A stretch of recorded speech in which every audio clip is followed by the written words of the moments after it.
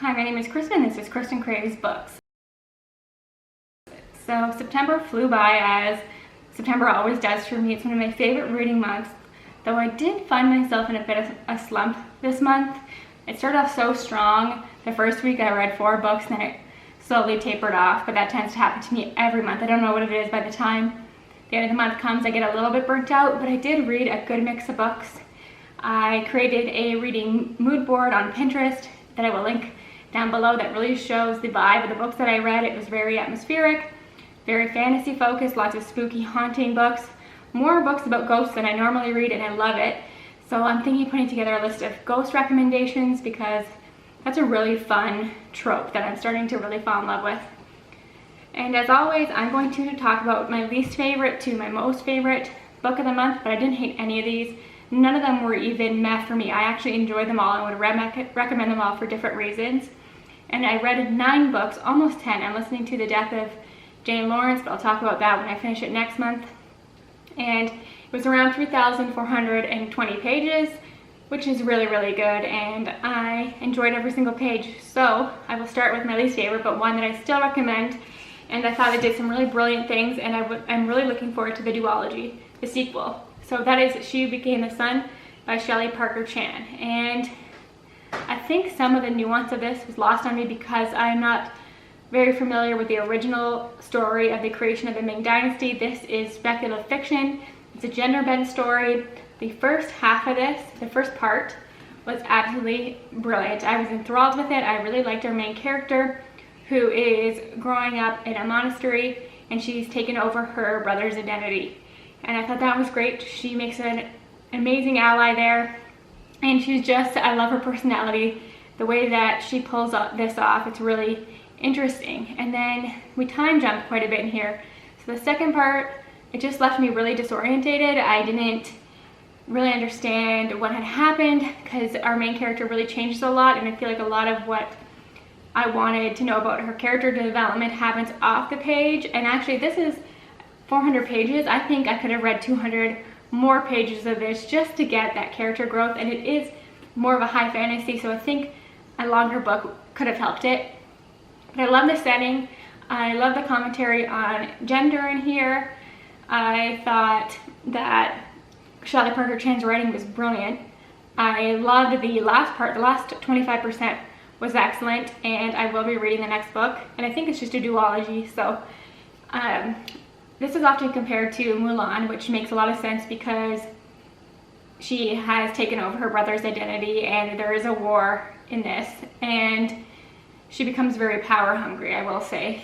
And it's also compared to the Song of Achilles, and I can see that comparison as well because there is a sapphic relationship in here, and there is a bit of a power imbalance, and I do find that their dynamic is very similar to Achilles and Patroclus, so I did think those comparisons were apt. But I could talk about this one for a while, and I did just post a reading vlog of this, so if you want my full thoughts and how my feelings changed and ebbed and flowed, because I really did while I was reading this, please check out that vlog.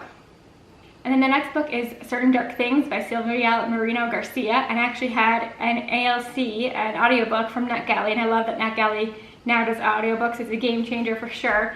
And I already knew that I loved this author's writing. I really loved the writing in Mexican Gothic. I had some mixed feelings about the ending in particular of that book, but I thought her writing was stellar, and that is so true for Certain Dark Things. And this cover is amazing, and it's also a reprint, so this book is hard to find the original release of, so they reprinted it once Mexican Gothic got popular, and I want to read everything that this author has written because I do love her writing. And I thought this book was a lot of fun. It made me fall in love with vampires again.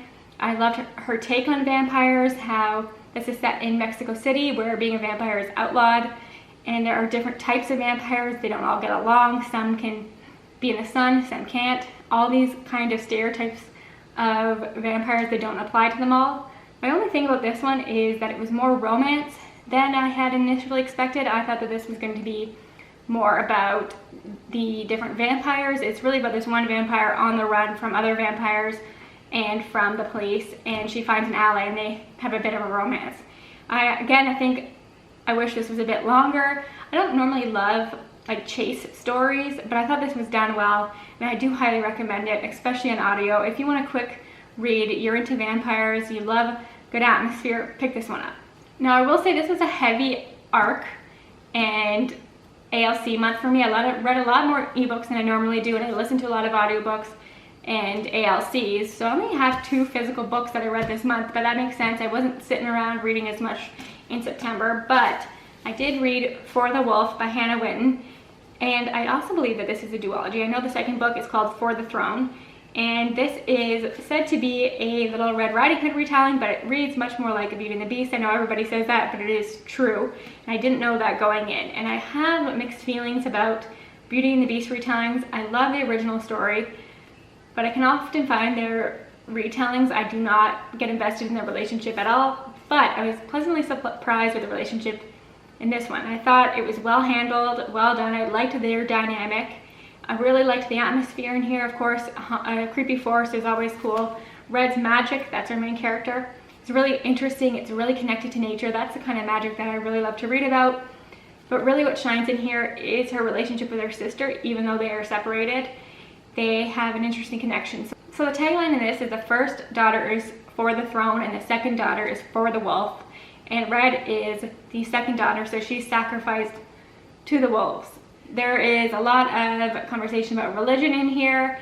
Red grew up knowing that this was her future, and her older sister really has a hard time with this. So the second book is about her older sister, and I was actually more intrigued by her older sister as a character, so I'm looking forward to that.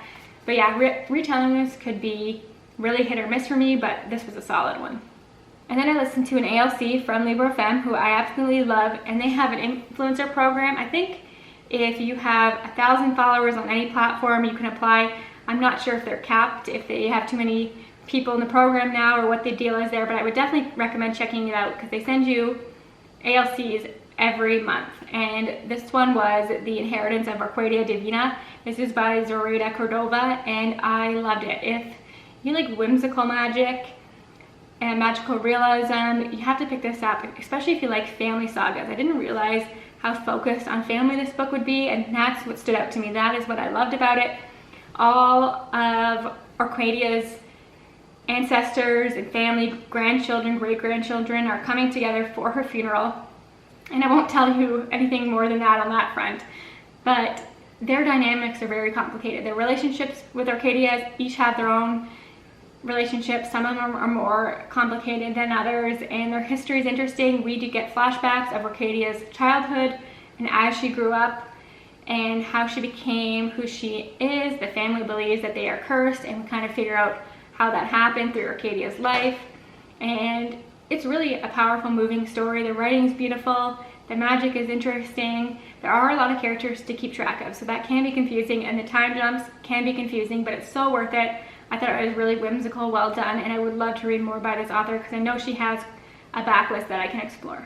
Then after I read Certain Dark Things, I actually was inspired to pick up a classic that I have been putting off for years, and that is Dracula by Bram Stoker, of course. And I listened to this on audiobook, and the audiobook is fantastic. I actually think I've come around to classics on audio. I think that's probably the best way for me to read them because they often have full cast, celebrity narrators. This one has Alan Cumming and Tim Curry, and then a full cast. Fantastic. Honestly, I knew nothing about Dracula. I've never seen it adaptations, never read it in school, never really heard anybody talk too much about it. I had no idea it was epistolary, so it's told through journal entries and letters between different characters, which I think does a great job of adding to the mystery because you're wondering, are these people alive? Because they're not telling their story. We're getting archives of what was happening at that time, and it's brilliant. And to think about it as when this book was written is really interesting to me because there's great conversations about feminism, about modernization, and what's really fun for me is to think this is one of the first vampire novels. We all know who Dracula is today in our modern world, but back then this was one of the first. If you read this book back then, it's written in a way where the Dracula being a vampire is a surprise, and that would have been epic, I think, back then. So yeah, I had really fun with this one. It reminds me that classics really can be accessible, and if you've been putting off Dracula, please give it a try. I'm going to listen to The Picture of Dorian Gray next. I never would have done it if I didn't try Dracula, but I know that that book is so many people's favorite classic. Then I listened to another ALC from NetGalley this time, And this one really took me by surprise. I knew it was our dark academia, but that's all I really knew about it going in, and the cover is really cool, and that is Summer Suns by Lee Mandello.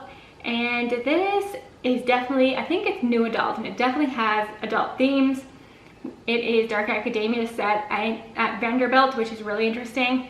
And we're following Andrew, who I don't always agree with his decisions, but he was interesting to read about, who has lost his best friend to an apparent suicide, but Andrew does not believe that that is the case. So he goes to Vanderbilt to investigate his best friend's death. And they had a very complicated relationship when his friend was alive, and they both were able to see ghosts. So after Edward, his best friend, dies, Andrew's being haunted even more. He meets up with people who were in Edward's life at Vanderbilt, some helpful. He doesn't trust them all. He's going to school as well. There's a lot to take in here, but it's so well done. The atmosphere, I know I said that all the time in this video, but I was really going for atmospheric books this month, and I really did get that. And I hope that this becomes popular. I have been seeing more and more people talk about it, and it deserves some hype, because as far as dark academia goes, this would definitely be on my list of favorites. My second best book of the month was one that I read on a whim. It took me by complete surprise. I just wanted a shorter audiobook, something horror, and I decided to pick up Hold Back the Tide by Melinda Salisbury, and you have to read this. It is so good. I have tried a few monster books. I've DNF'd a few monster books. It's not usually my thing for some reason, but this is monsters done well. And it's short. It's fantastic. I love our main character. And I often read books about mother-daughter relationships, sibling relationships, but I haven't read many with daughter-father relationships, and I thought that was compelling in here. And I loved all the side characters as well. It's set on an island. Our main character's father is in charge of checking water levels, and this is a milling community.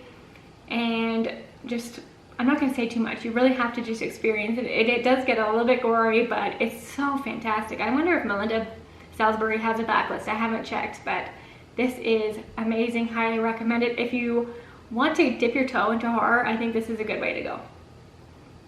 And then, of course, my number one book of the month. This will come as no surprise if you know me at all. It is White Smoke by Tiffany D. Jackson.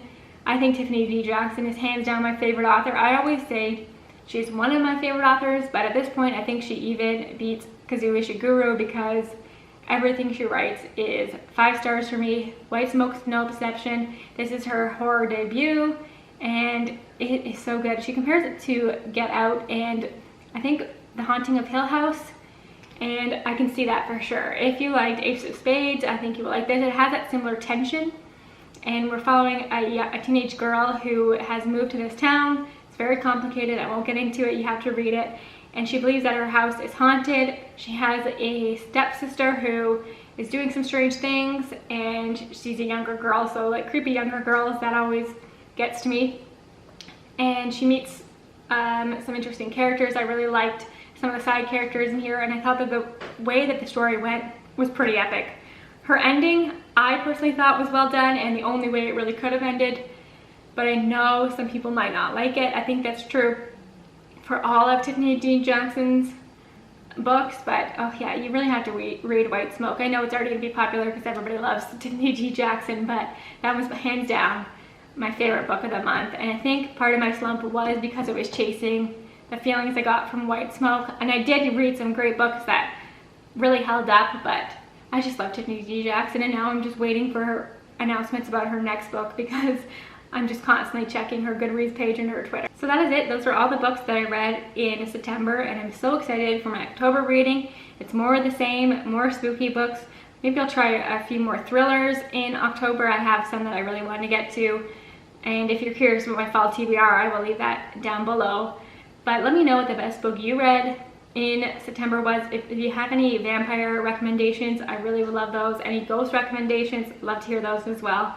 And I hope you had an amazing September, and I look forward to talking to you in October. Thanks for watching. Bye for now.